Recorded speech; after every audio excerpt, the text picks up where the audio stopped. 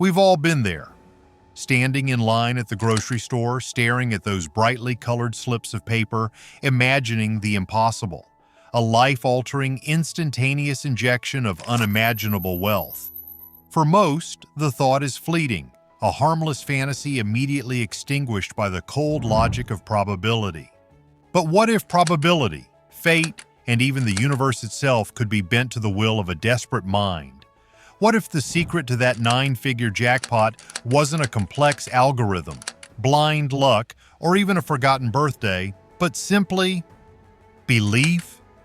This is the unnerving question at the heart of the most compelling and paradoxical lottery stories ever told. Tales where winners didn't just get lucky, they claim they willed it into existence. They say they used something called the law of attraction. Basically, you will attract into your life what you think about the most. Connects us all together. You have attracted every single thing in your life. That's the secret to it. A symbol. Well, the law of attraction's always worked. Like the law of attraction. How does it work? But before we dive into the psychology of manifestation and the astronomical odds it claims to defy, we have to start with a story so audacious, so detailed that it throws the entire concept of random chance into question. Our story begins in 2007 with Cynthia Stafford. Cynthia was not a success story. She was a working single mother from California living paycheck to paycheck, struggling to support her 5 children. Her dreams of becoming a music executive had stalled, and she was, by her own account, financially and spiritually exhausted. She was staring at a life where bills defined her limits. In a state of pure desperation, she didn't turn to a loan shark or a second job. She turned to a philosophy: the law of attraction. Cynthia had been studying motivational books, particularly The Secret by Rhonda Byrne, which posits that thoughts are energies that attract matching results. But Cynthia didn't just passively read, she began an obsessive, rigorous, and terrifyingly specific daily ritual. It wasn't until I started really investigating the power of the mind. The book that really stood out for me was The Power of the Subconscious Mind by Dr. Joseph Murphy. I've also read a few other authors, a number of them, Napoleon Hill, Rich Dad Poor Dad, a number of books. But what really stood out to me from The Power of the Subconscious Mind was it was written in such a way where you can understand it. Plus, he used scriptures, affirmations, meditations in order to train the mind. And so I actually did the work by following what I read. Every morning, she would spend time alone visualizing her desired outcome. She didn't just visualize winning the lottery, she visualized the exact dollar amount, $112 million. She didn't just write it down, she internalized it. She visualized the physical act of holding the lottery check. She imagined the smell of the ink, the texture of the paper, the specific conversation with her financial advisor. She even meticulously planned how she would allocate the money, dedicating large portions to her family, charity, and career aspirations, creating a full mental blueprint for a reality that didn't yet exist. For 4 years, she executed this ritual with the mechanical precision of an athlete training for the Olympics. And then, in 2011, it happened. She bought a ticket for the Mega Millions drawing. The numbers matched. The prize? $112 million. You thought you'd win. Well, I knew I would win. Stafford says believing and visualizing yourself. It isn't just hocus pocus to you. No, I'm not into magic. It's about your belief. What you believe in strongly will manifest, and does. The moment she confirmed the win, she stated that the shock wasn't about the money itself, but the surreal realization that the dream she had lived in her mind for 4 years had materialized in front of her. To the outside world, this was a statistical anomaly, a 1 in 176 million lightning strike. To Cynthia Stafford, it was merely the predictable end result of a meticulous 4-year psychological experiment. If this was pure luck, it was the most eerily tailored luck in history. But if it was the law of attraction at work, then everything we know about wealth acquisition is wrong. To truly understand how these people claim to have won, we need to strip back the New Age packaging and look at what the law of attraction actually promises. It's an idea popularized in the early 20th century by figures like Napoleon Hill and later codified for the masses by The Secret. The fundamental claim is simple. Like attracts like. Your dominant thoughts, whether positive or negative, will find a way to manifest as reality. If you focus on lack, you attract lack. If you focus on abundance, you attract abundance. Proponents of the law of attraction break down the process into 3 simple steps. Ask. Clearly define your desire, e.g., $112 million. Believe, act, speak, and feel as if the desire is already yours. The feeling is key. Receive. Open yourself up to the ways the universe will deliver it. If you can see it here, and you have the courage enough to speak it, it will happen. So a lot of times people believe in certain things, but they keep to themselves. They don't put it out there. If you truly believe in it, if you become vocal with it, you are creating that law of attraction, and it will become reality.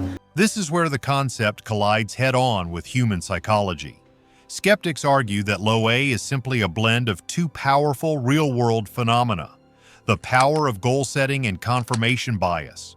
When a person like Cynthia Stafford is so relentlessly focused on a specific goal, $112 million, they are not just daydreaming. They are making that goal the filter through which they view reality. Every seemingly random event, every coincidence, every forgotten moment of intuition that leads them to a specific convenience store or a specific set of numbers is retrospectively viewed as a sign, a piece of the universal puzzle designed to deliver their prize. This is confirmation bias, filtering reality to support a pre-existing belief. But what about the actual winning numbers? Let's look at the stories of others who swear this mental reprogramming was the true winning ticket. The narrative of the LOA winner is always consistent: a period of intense financial pressure followed by a sudden total psychological shift and then the inevitable life-changing payoff. In 1999, Timothy Schultz was a young man in Iowa, not wealthy but also not desperate. What he was curious. He had picked up a book written by Florence Scovel Shinn, an early proponent of prosperity theology, and another low-A text titled Think and Grow Rich by Napoleon Hill. Timothy was so engrossed in the philosophy that he was reportedly reading these books in a bookstore when the Mega Millions jackpot started swelling. He began to apply the principles, acting as if he was already successful, focusing his energy and maintaining an unwavering positive state. Then one day he was in a convenience store. He was drawn to the numbers, not numbers on the lottery ticket, but the sheer abundance of the number display board showing the massive jackpot. He bought a ticket. Just days later, Timothy won a staggering $28 million Powerball jackpot. In the years following his win, Timothy became one of the most eloquent and public proponents of the idea that mindset was critical. He didn't just attribute his win to luck, he attributed it to preparedness. His mind, he argues, had been prepared to receive that level of abundance. He became an author and podcaster, dedicating his new platform to studying the strange overlap between luck, success, and human psychology. Unlike many winners who immediately implode, Timothy has maintained a stable, wealthy, and focused life, often using his story to testify to the power of deliberate thought. What was it like to wake up? 29 million bucks, by the way, that's a lot. It's not a billion, it's a lot of money. What was it like to know, oh my God, I don't have to worry about money again as long as I'm not, blowing it on stupid stuff? Oh, it's extremely, extremely surreal. I mean, your life can turn on its head in an instant. And for me, I was just struggling, working 40 to 60 hours a week at a gas station, trying to put myself through college. And then all of a sudden, at the age of 21, just my life just took a different path. Did you finish college, Timothy? Can I ask that? Absolutely. Absolutely. The low A isn't always about complex, years-long visualization rituals. Sometimes it's about a single, unshakable conviction. Pearlie Mae Smith was a working-class woman in California who, like many, played the lottery sporadically. But one day, she felt something click. After reading about the law of attraction, she began to experience a powerful, almost religious inner certainty that she was going to win. She didn't just hope to win, she claimed she knew it. She would visualize the winning moment, not just the money, but the feeling of having the financial stress completely lifted from her shoulders. In 2007, she purchased a $1 scratcher ticket while getting gasoline. The initial scratching didn't reveal the massive prize, but a nagging feeling urged her to keep scratching. Underneath the final panel, the number revealed was $4.2 million. Smith's narrative highlights the belief step of the LOA process. It was like an affirmation from God, because we each have dreams that we want to fulfill in this life and do for our community and do for each other and our families. And it was like, well, we have been funded to do that. And that's what we're going to do, work in our communities and work in our family. The winners, who credit their success to manifestation, often say that the moment they stopped hoping and started knowing, the results became inevitable. Their mental state shifted from one of wanting to one of ownership. This subtle, powerful psychological reframe is arguably the true mechanism of the law of attraction. While not a lottery win, no discussion of LOA and monetary manifestation is complete without the story of Jim Carrey. Carrey's story is often cited by LOA proponents as definitive proof because it happened before he was a star. In 1990, Carrey was a struggling stand-up comedian driving a beat-up Toyota Camry, living in what he described as poverty. He was talented, undeniably funny, but completely unable to break through the industry's glass ceiling. One evening, he drove his car up to the Hollywood Hills, overlooking the sprawling lights of Los Angeles. He sat in his car and wrote himself a check. The date was Thanksgiving 1995, 5 years in the future. The amount, $10 million. The memo line, for acting services rendered. He folded the check and put it in his wallet. He carried that piece of paper, a physical representation of his $10 million conviction, for 5 years. He was acting as if he was already a multi-millionaire actor. By 1995, Carrey was the biggest comedic star on the planet, having delivered back-to-back mega hits like Ace Ventura, Pet Detective, and The Mask. Just before Thanksgiving 1995, he learned he would be paid a guaranteed $20 million for his role in The Cable Guy. His original $10 million check was a conservative estimate. When his father passed away, Carrey ensured the check, the physical proof of his mindset, was slipped into the casket. The stories are compelling, but they only represent half the equation. For every person who writes a check and wins $10 million, there are millions who write the same check and remain broke. This brings us to the inevitable counterpoint, the hard, cold statistical reality that the law of attraction is trying to negate. The law of attraction is a great story, but the law of probability is the undisputed governor of the lottery. For the Mega Millions, the game Cynthia Stafford won, the odds of winning the jackpot are approximately 1 in 302.6 million. To put that into perspective, you are far more likely to be killed by a falling vending machine or to be dealt a perfect hand in a game of bridge. What the law of attraction conveniently ignores is the staggering reality that millions of people are visualizing, praying, meditating, and knowing they will win the lottery every single week. The vast majority of them are not rewarded. Their visualizations, their positive energy, their relentless belief, all are met with the same statistical indifference. The narrative of the low-A winner only exists due to survivorship bias. We only hear the triumphant stories of Timothy Schultz and Cynthia Stafford because they are the tiny, minute fraction of believers who also happen to hit the statistical anomaly. The millions of non-winners are the data that never makes it into the self-help books. The true test of the law of attraction is not whether it can help someone win the lottery, but whether it can help them survive the win. Lottery wins are notorious for being a cursed blessing.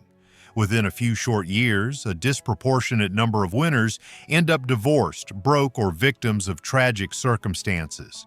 Does the same mindset that manifested the money protect them from the consequences of sudden, unearned wealth? The answer, historically, is a resounding no. Take the story of Neil Wanless, who won a massive $232 million Mega Millions jackpot at the age of 23. While Wanless never publicly credited the law of attraction, his initial belief in his future was a powerful, positive visualization. He was a young man with a new family, dreaming of a better life. The money came, But his life quickly deteriorated.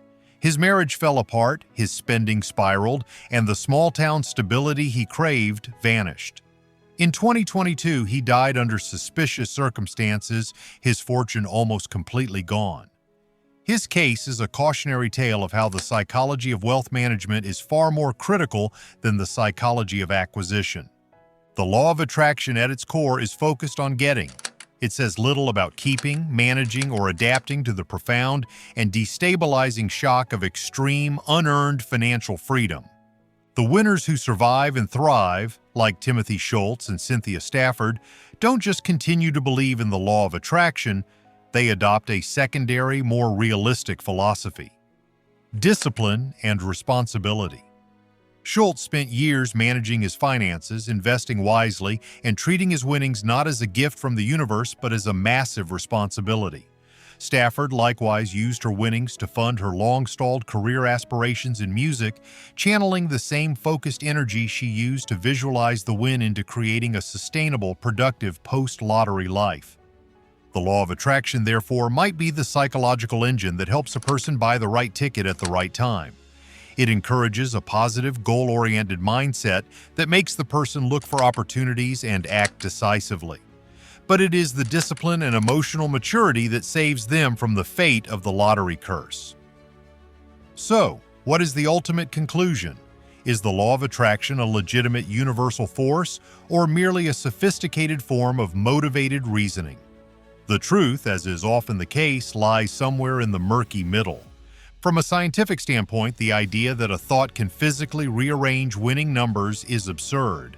However, from a psychological and behavioral perspective, the law of attraction is an incredibly powerful tool for self-improvement.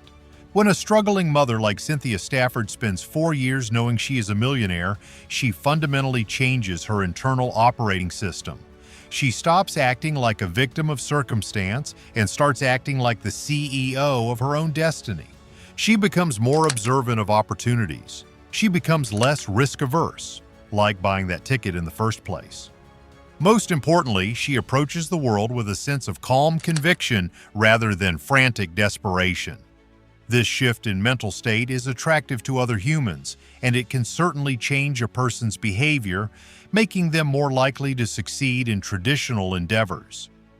When this shift is combined with the incredibly remote statistical probability of a lottery win, you get the dramatic, unbelievable stories that we've covered today.